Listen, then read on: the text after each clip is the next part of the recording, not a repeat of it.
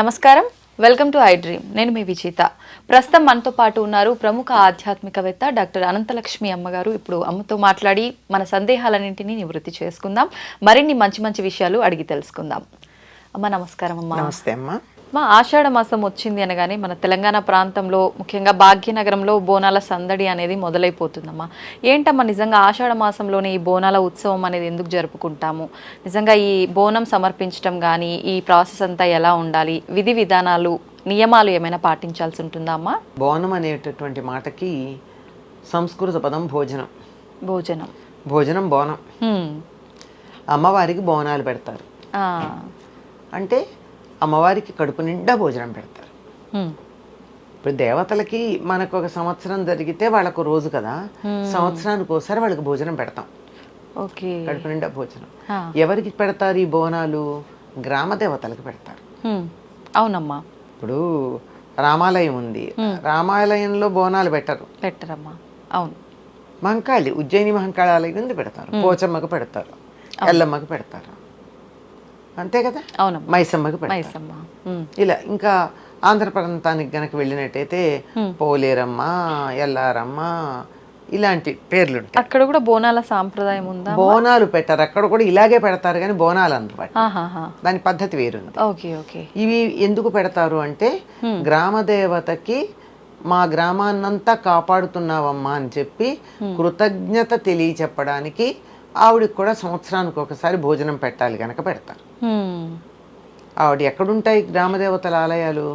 ఊరి పొలిమోరల్లో ఉంటాయి కనుక ఊళ్ళోకి శత్రువులు రాకుండా కాపాడుతుంది ఆవిడ. ఇవి దీనికి సంబంధించిన కథలు కూడా మనకి చరిత్రలో ఉన్నాయి. చాలా శక్తివంతమైనటువంటి గ్రామదేవత ఉండి ఆ గ్రామదేవతని వీళ్ళు బాగా ఆరాధన చేస్తూ ఉన్నటువంటి గ్రామంలో శత్రువులు వస్తుంటే ఆ గ్రామదేవతే భయంకరమైన రూపంలో కనపడి వాళ్ళకి భయపెడితే వాళ్ళు ఆగిపోయిన సందర్భాలు కొన్ని ఉన్నాయి. ప్రత్యక్షంగా. ఓకే. అంటే ఆవిడ తను అమ్మవారిలాగా కనపడదు, ఏదో ఒక వాళ్ళకి భయపెట్టేటట్టుగా దాన్ని భయపడి వెళ్ళిపోతారు. ఓకే. ఆ రకంగా గ్రామాన్ని కాపాడినటువంటి సంఘటనలు మనకి చరిత్రలో ఉన్నాయి, అసత్యంగా కల్పితమైనటువంటివి కాదు. అట్లాంటి ఆ గ్రామదేవతకి ఒక్కసారి ఆహారం పెట్టడం, ఈ పెట్టేది ఎప్పుడు పెడుతున్నాం, ఇప్పుడే ఎందుకు పెట్టాలి, మళ్ళీ వెంటనే డౌట్ వస్తుంది, ఇప్పుడే ఎందుకు పెట్టాలి. ఈ రక్షణ అన్నది ఈ శత్రువులంటే మనకి బయట ఫిజికల్గా మనలాగా కనపడే శరీరం ఉన్న శత్రువులే కాదు, మరి రోగాలనే శత్రువులు వస్తాయి కదా. వాటి నుండి అంటు రోగాలు ప్రబలే కాలం ఇది. వర్షాకాలం స్టార్ట్. వానలు పూర్తి వర్షాకాలం అంత ఉండదు, వానలు పడుతూ పడుతూ ఉన్నప్పుడు ఏమవుతుందమ్మా, ఆకులు రాలు ఉంటాయి, వాన చినుకులు పడతాయి, దాంట్లో నుంచి అవి ఆకులేమో కుళ్ళుతాయి, ఆ గింజలు ఉంటే మొలకలు వస్తూ ఉంటాయి. ఈ కుళ్ళిన ఆకుల్లో నుంచి మనకి పొలానికి ఎరువు మంచిదే, కానీ చిన్న చిన్న నుసమలు, దోమలు, ఈగలు, రకరకాలైనటువంటి క్రిమి కీటకాలు బయలుదేరుతుంటాయి. మన ఇళ్లలోకి వచ్చేవి నేను చెప్పా. ఇవి కాని క్రిమి కీటకాలు చాలా ఉంటాయి. వీటన్నిటి వల్ల రకరకాలైనటువంటి వ్యాధులు వస్తాయి. అవునమ్మా. ఇప్పుడే కదా డెంగ్యూ బాగా ప్రబలుతూ ఉన్నది చాలా ప్రాంతాల్లో అని వింటున్నాం మనం.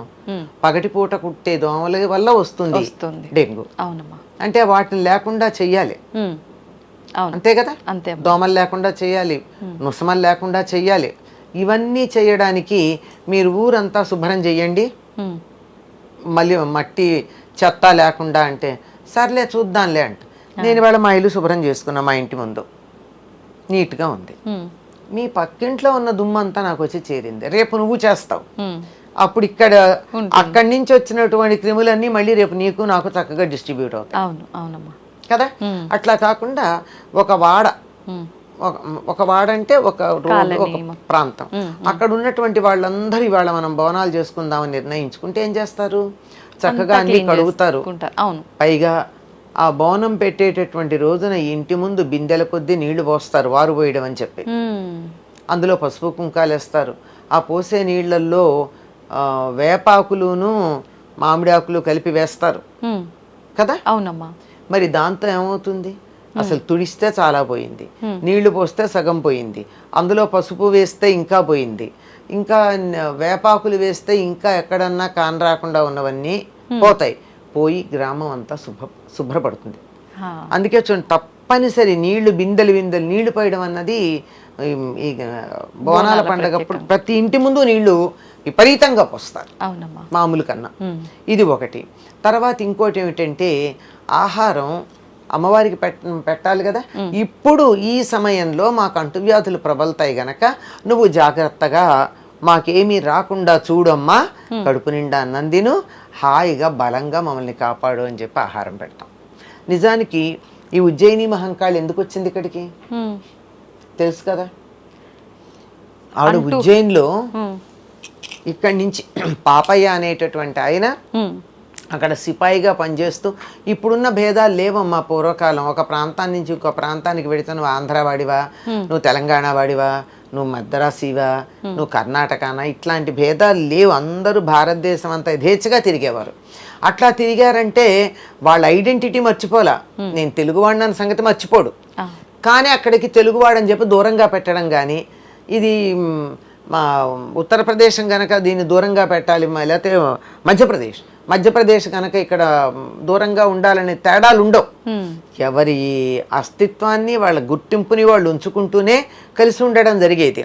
అలా ఉన్నప్పుడు సికింద్రాబాద్లో కలరా ప్రబలి మనుషులు పిట్టల్లాగా రాలిపోతున్నారని విని అక్కడున్న అమ్మవారికి మొక్కుకున్నాడు. అమ్మ, అక్కడ కానీ కలరా వ్యాధి తగ్గితే నిన్ను ఇక్కడి నుంచి నేను తీసుకెళ్ళి ప్రతిష్ఠ చేస్తాను. సుమారుగా 200 ఏళ్ళు దాటింది, తగ్గింది.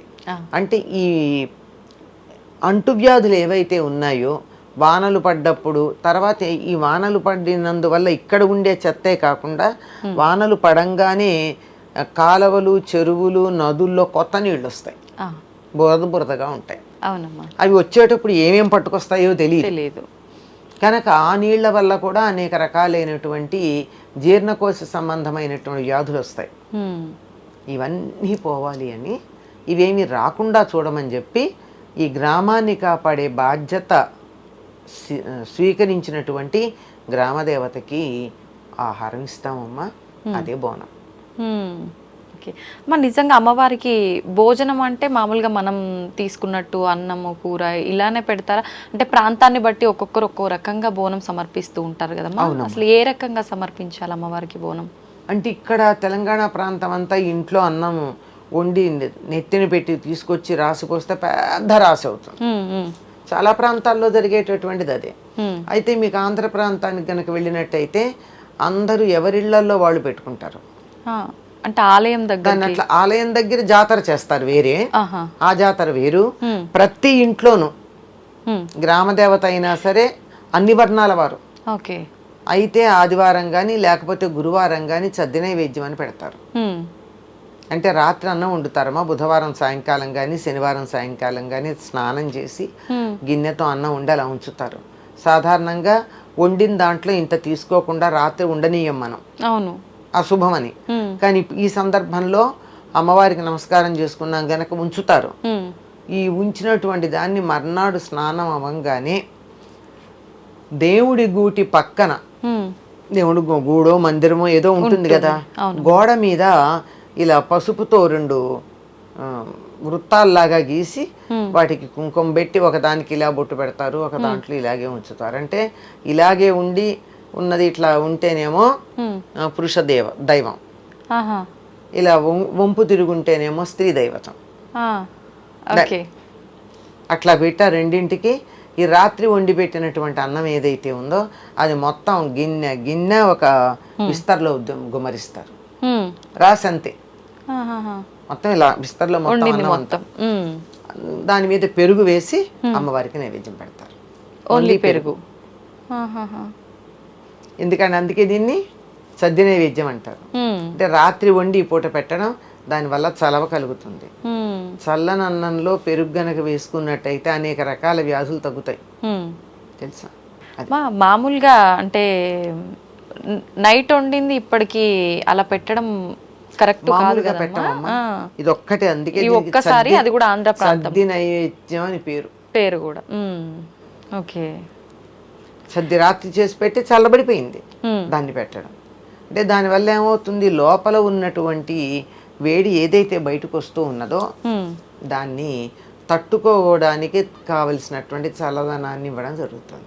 అమ్మ, బోనాల తర్వాత రంగం అని చెప్పి, భవిష్యవాణి అని చెప్పి ఇవన్నీ కూడా చెప్తుంటారు కదమ్మా. ఏంటమ్మా ఈ ఆచారం కూడా ఎప్పటి నుంచి వచ్చింది? ఎప్పటి నుంచో ఉందమ్మా. ఎప్పటి నుంచి అంటే ఇక్కడ ఉజ్జయిని మహంకాళి అయితే 200 ఏళ్ల క్రితం వచ్చింది, కానీ ఈ జోస్యాలు చెప్పడాలు అవి మొదటి నుంచి ఉన్నాయి.